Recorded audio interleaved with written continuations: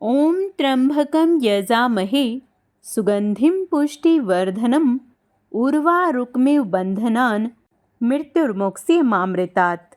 ओम नमः शिवाय। आप सभी का मेरे YouTube चैनल भक्ति सागर में पुनः स्वागत है।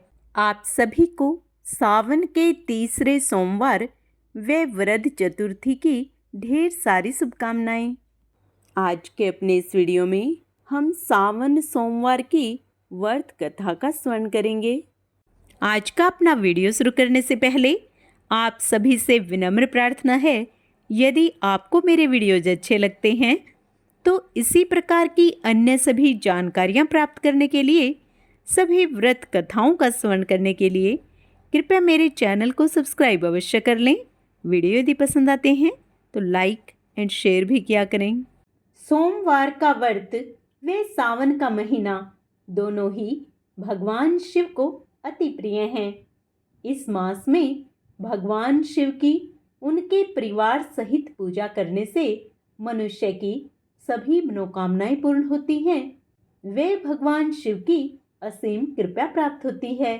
किसी भी व्रत का पूर्ण लाभ प्राप्त करने के लिए व्रत कथा का स्मरण करना अत्यंत आवश्यक माना जाता है। आइए सावन के दूसरे सोमवार की व्रत कथा का स्मरण करते हैं। एक बहुत धनवान साहूकार था, जिसके घर धन आदि किसी प्रकार की कमी नहीं थी, लेकिन उसको एक दुख था कि उसकी कोई संतान नहीं थी। वह इसी चिंता में रात दिन रहता था। वह पुत्र की कामना के लिए प्रति सोमवार को शिवजी का व्रत और पूजन किया करता था और सायंकाल को शिव मंदिर में जाकर शिवजी के सामने दीपक जलाया करता था। उसके इस भक्ति भाव को देखकर एक समय श्री पार्वती जी ने शिवजी महाराज से कहा, हे महाराज, यह साहूकार आपका अनन्य भक्त है और सदैव आपका व्रत और पूजन बड़ी श्रद्धा से करता है। इसकी मनोकामना पूर्ण करनी चाहिए। शिवजी ने कहा, हे पार्वती, यह संसार कर्म क्षेत्र है। जैसे किसान खेत में जैसा बीज बोता है वैसा ही फल काटता है, उसी प्रकार इस संसार में प्राणी जैसा कर्म करते हैं वैसा ही फल भोगते हैं। पार्वती जी ने अत्यंत आग्रह से कहा, महाराज, जब यह आपका अनन्य भक्त है और इसको अगर किसी प्रकार का दुख है तो उसको अवश्य दूर करना चाहिए, क्योंकि आप सदैव अपने भक्तों पर दयालु होते हैं और उनके दुखों को दूर करते हैं। यदि आप ऐसा नहीं करेंगे तो मनुष्य आपकी सेवा तथा व्रत क्यों करेंगे? पार्वती जी का ऐसा आग्रह देख शिवजी महाराज कहने लगे, हे पार्वती, इसको कोई पुत्र नहीं है, इसलिए यह दुखी रहता है। इसके भाग्य में पुत्र न होने पर भी मैं इसको पुत्र की प्राप्ति का वर देता हूँ, लेकिन यह पुत्र केवल 12 वर्ष तक जीवित रहेगा। इसके पश्चात वह मृत्यु को प्राप्त हो जाएगा। इससे अधिक मैं और कुछ इसके लिए नहीं कर सकता। यह सब बातें साहूकार सुन रहा था। इससे उसको ना तो कोई प्रसन्नता हुई और ना ही कुछ दुख हुआ। वह पहले जैसे ही शिवजी की भक्ति करता रहा। कुछ समय व्यतीत हो जाने पर साहूकार की स्त्री गर्भवती हुई और 10वें महीने उसके गर्भ से अति सुंदर पुत्र की प्राप्ति हुई। साहूकार के घर में बहुत खुशी मनाई गई, लेकिन साहूकार ने उसकी केवल 12 वर्ष की आयु जान कोई अधिक प्रसन्नता प्रकट नहीं की और ना ही किसी को यह भेद भी बताया। जब वह बालक 11 वर्ष का हो गया तो उस बालक की माता ने उसके पिता से बालक के विवाह के लिए कहा। साहूकार कहने लगा कि अभी मैं इसका विवाह नहीं करूंगा, अपने पुत्र को काशी जी पढ़ने के लिए भेजूंगा। फिर साहूकार ने बालक के मामा को बुलाकर उसको बहुत सा धन देकर कहा, तुम इस बालक को काशी जी पढ़ने के लिए ले जाओ और रास्ते में जिस स्थान पर भी जाओ यज्ञ करते और ब्राह्मणों को भोजन कराते और दक्षिणा देते हुए जाना। वह दोनों मामा भांजे यज्ञ करते और ब्राह्मणों को भोजन कराते, दक्षिणा देते जा रहे थे। रास्ते में एक शहर पड़ा। उस शहर में राजा की कन्या का विवाह था, परंतु जो राजकुमार विवाह कराने के लिए आया था, यह एक आंख से काना था। उसके पिता को इस बात की बड़ी चिंता थी कि कहीं वर को देखकर कन्या के माता पिता विवाह में किसी प्रकार की अड़चन पैदा ना कर दें। इस कारण जब उसने अति सुंदर सेठ के लड़के को देखा तो उसने मन में विचार किया कि क्यों ना द्वार चार के समय इस लड़के से वर का काम चलाया जाए। ऐसा विचार कर वर के पिता ने उस लड़के और उसके मामा से बात की तो वे राजी हो गए। फिर उस लड़के को वर के कपड़े पहनाकर घोड़ी पर चढ़ाकर दरवाजे पर ले गए और सभी कार्य प्रसन्नता से पूर्ण हो गए। फिर वर के पिता ने सोचा, यदि विवाह कार्य भी इसी लड़के से करा लिया जाए तो क्या बुराई है। उसने ऐसा विचार कर लड़के और उसके मामा से कहा, यदि आप फेरों का और कन्यादान के काम को भी करा दें तो आपकी बड़ी कृपा होगी। मैं इसके बदले में आपको बहुत सारा धन दूंगा। और उन्होंने यह स्वीकार कर लिया। विवाह कार्य भी बहुत अच्छी तरह से संपन्न हो गया, परंतु जिस समय लड़का जाने लगा तो उसने राजकुमारी की चुंदड़ी के पल्ले पर लिख दिया, तेरा विवाह तो मेरे साथ हुआ है, परंतु जिस राजकुमार के साथ तुमको भेजा जाएगा वह एक आंख से काना है। मैं काशी जी पढ़ने जा रहा हूँ। लड़के के जाने के पश्चात राजकुमारी ने जब अपनी चुंदड़ी पर ऐसा लिखा हुआ पाया तो उसने काने राजकुमार के साथ जाने से मना कर दिया और कहा कि यह मेरा पति नहीं है, मेरा विवाह इसके साथ नहीं हुआ है। जिसके साथ मेरा विवाह हुआ है वह तो काशी जी पढ़ने गया है। राजकुमारी के माता पिता ने अपनी कन्या को विदा नहीं किया और बारात वापस चली गई। उधर सेठ का लड़का और उसका मामा काशी जी पहुंच गए। वहां जाकर उन्होंने यज्ञ करना और लड़के ने पढ़ना शुरू किया। जब लड़के की आयु 12 वर्ष हो गई, उस दिन उन्होंने यज्ञ रचा रखा था। लड़के ने अपने मामा से कहा, मामा जी आज मेरी तबीयत कुछ ठीक नहीं है। मामा ने कहा, अंदर जाकर सो जाओ। लड़का अंदर जाकर सो गया और थोड़ी ही देर में उसके प्राण निकल गए। जब उसके मामा ने आकर देखा कि वह मृत पड़ा है तो उसको बहुत दुख हुआ और उसने सोचा, यदि मैं अभी रोना पीटना आरंभ कर दूंगा तो यज्ञ का कार्य अधूरा रह जाएगा। अतः उसने जल्दी से यज्ञ का समापन किया और ब्राह्मणों के जाने के बाद रोना पीटना आरंभ कर दिया। संयोगवश उसी समय शिव पार्वती जी उधर से जा रहे थे। जब उन्होंने जोर जोर से रोने की आवाज सुनी तो पार्वती जी कहने लगी, महाराज कोई दुखिया रो रहा है, उसके कष्ट को दूर कीजिए। जब शिव पार्वती ने पास जाकर देखा तो वहां एक लड़का मृत पड़ा था। पार्वती जी कहने लगी, महाराज यह तो उसी सेठ का लड़का है जो आपके वरदान से पैदा हुआ था। शिव जी कहने लगे, हे पार्वती इसकी आयु इतनी ही थी सो यह भोग चुका। तब पार्वती जी ने कहा, हे महाराज इस बालक को और आयु दीजिए, नहीं तो इसके माता पिता तड़प तड़प कर मर जाएंगे।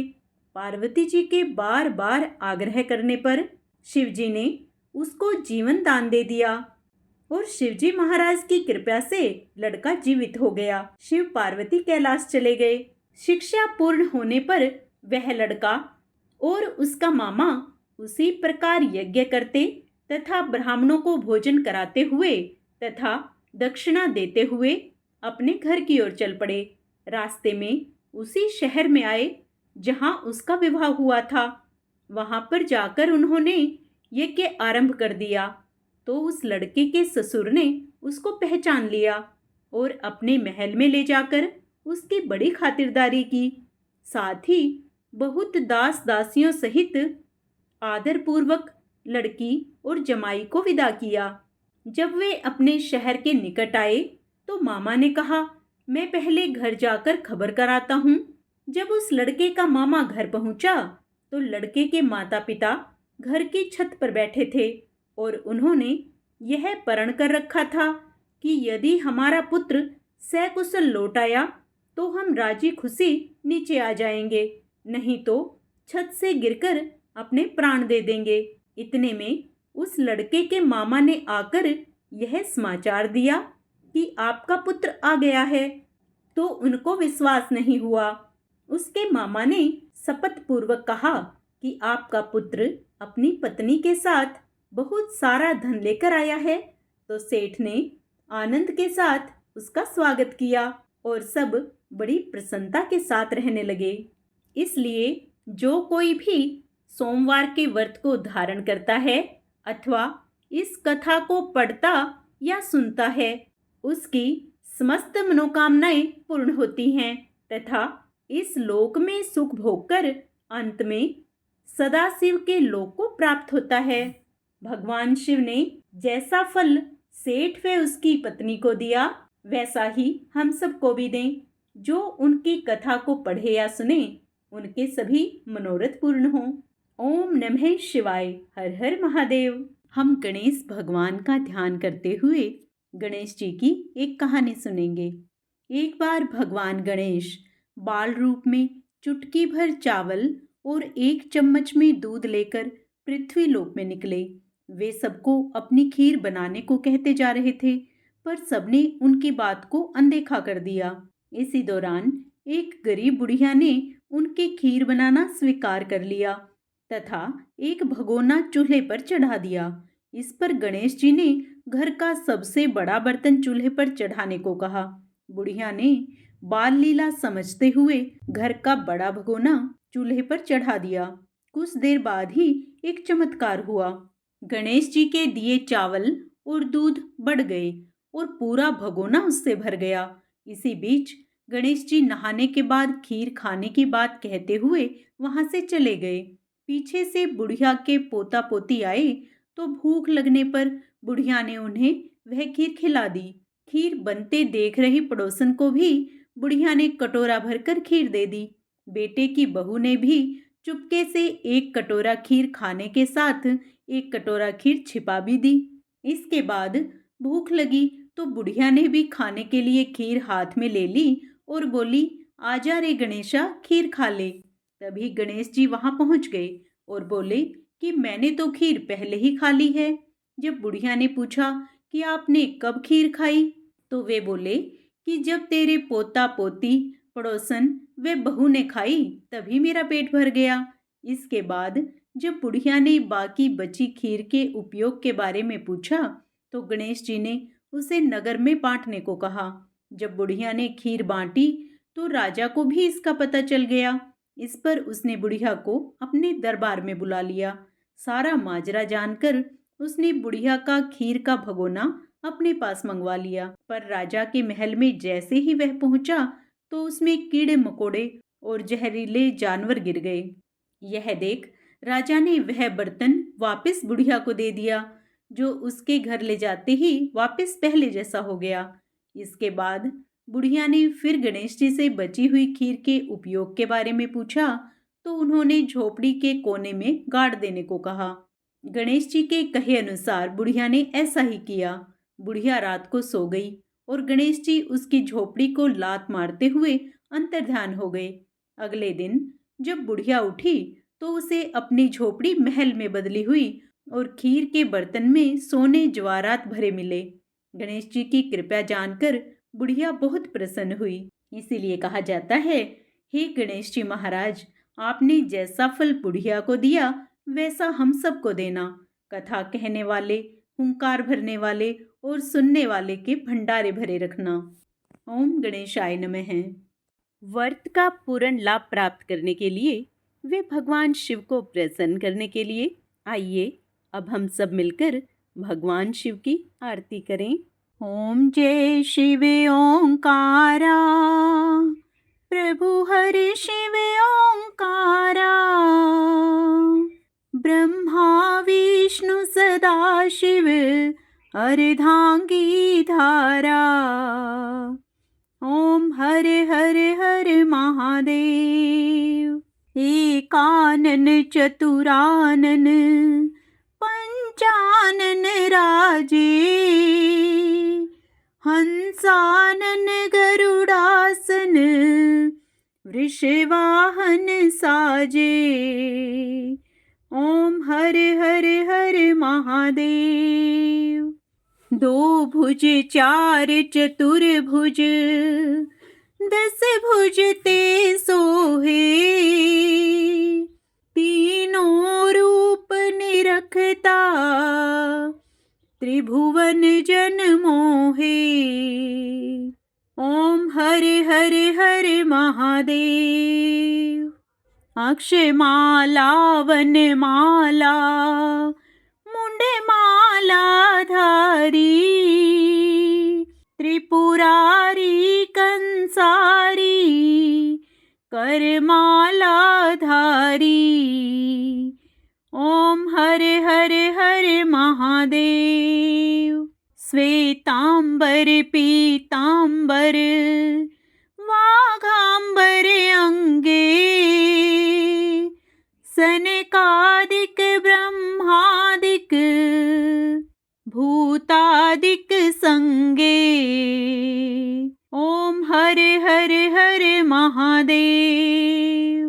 करमध्ये चकमंडलू चक्र त्रिशूल धरता।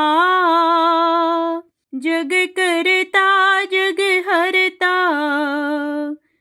जग पालन करता।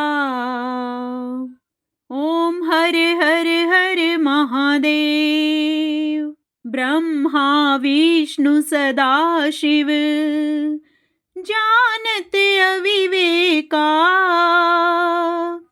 प्रणवाक्षर के मध्य यह तीनों एका।